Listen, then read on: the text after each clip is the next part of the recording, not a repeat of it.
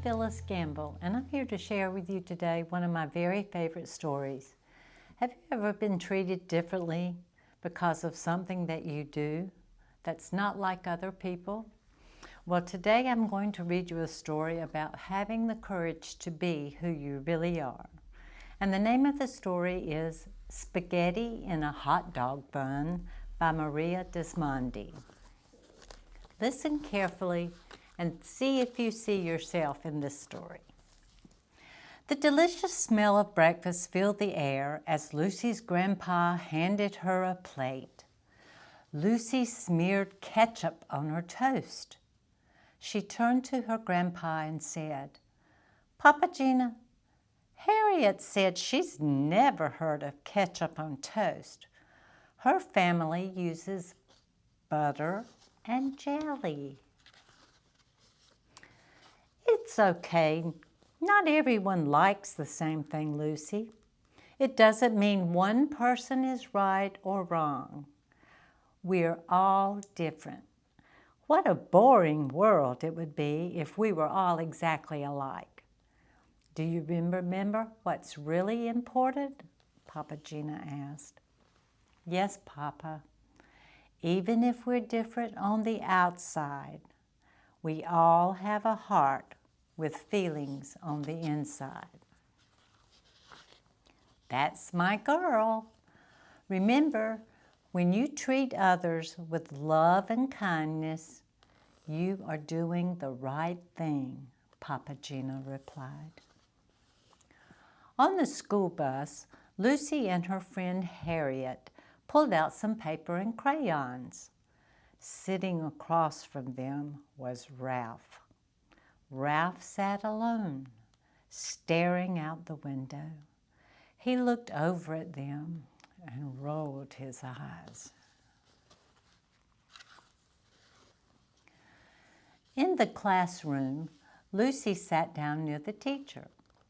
Ralph carelessly hurried over and tripped on Lucy's foot. Before long, he was glaring at her. Ralph whispered, "Woof! I can't see the book with this poodle in front of me."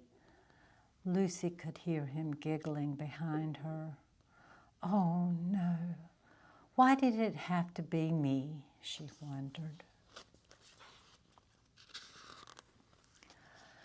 During lunch, Harriet ate one of her During lunch, Harriet shouted one of her silly jokes over the other children's voices. As the girls ate, their bellies shook with laughter. Across the table, Ralph hollered, "Yuck! That's the disgusting smell. Who ever heard of eating spaghetti in a hot dog bun?" Tony and the other children at the table turned away from Ralph, shaking their heads. Ralph continued, "Poor little Lucy with her hair so poofy." Tears filled Lucy's eyes, and she began to cry. On the way home, Lucy thought about what had happened. Maybe Ralph is mean to me because he thinks being different is bad. I wish he would stop teasing me. Slowly, Lucy stepped off the bus. "How was your day?" Papa Gina asked. "Fine," she mumbled. Papa reached over and pulled a crayon out of her hair. "How did this happen?" he asked. Lucy didn't say a word. That night, Papa Gina tucked Lucy into bed. He asked, "Is everything all right at school?" Lucy rolled over. He sat down and whispered, "Always remember, if something's not right, we can work on fixing it together." It's not that easy, thought Lucy. How do I stop Ralph from teasing me? How can he have a heart and be so mean? Lucy had a hard time falling asleep, worrying what would happen tomorrow. The following day, Lucy was surprised to find Ralph leaving her alone. Until Lucy took the bag Ralph handed her. Inside were dog bones with a note that read, "Lucy, Lucy eats stinky food that puts us in a big bad mood. Lucy, Lucy, hair shaped like a cone. Here's a treat for you, a yummy dog bone." The beating of Lucy's heart was so loud, she knew everyone around her could hear it. "Stop! It hurts my feelings when you do this, Ralph," Lucy said.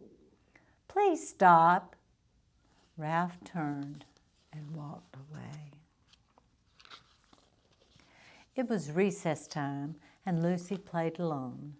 She didn't want to tell her teacher about Ralph. She was afraid of being a tattletale.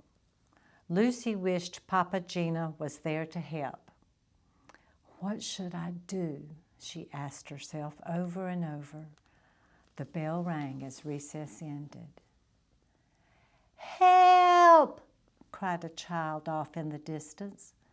Tony yelled, "Ralph got himself stuck at the top of the monkey bars. It's the funniest thing I've ever seen." "This is my chance. I'll go tell Ralph how mean he really is. M-E-A-N, mean." Lucy stomped off toward the monkey bars. When she reached Ralph, Lucy paused. She looked him in the eye and said, "What you did was so mean."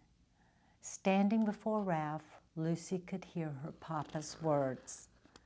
Ralph did have a heart with feelings. In that moment, Lucy decided what she would do.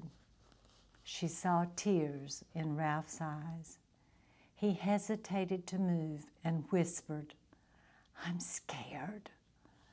Lucy reached out and said, "Here, take my hand," and she helped him down. The two walked back to the classroom without saying a word. As the bus pulled up to Lucy's stop, Ralph reached over and handed her a picture. Lucy was amazed by what she saw. "Thanks," she muttered softly. After she got off the bus, Lucy smiled and said, "Papa, there's this boy Ralph who was really mean to me. Today he was in trouble and I helped him." Papa Gina hugged Lucy and replied, "That took a lot of courage. It wasn't the easiest thing to do. You chose to treat others the way you want to be treated. I'm so proud of you, Lucy." As they walked home, she asked him what was for dinner. When Papa Gina said spaghetti, Lucy knew immediately what she would have for lunch the next day.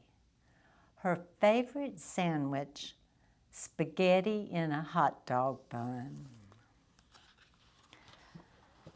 If this reminds you of anything that's happened in your life, I want to share with you these final things that you need to remember. You are out of this world special. Be proud.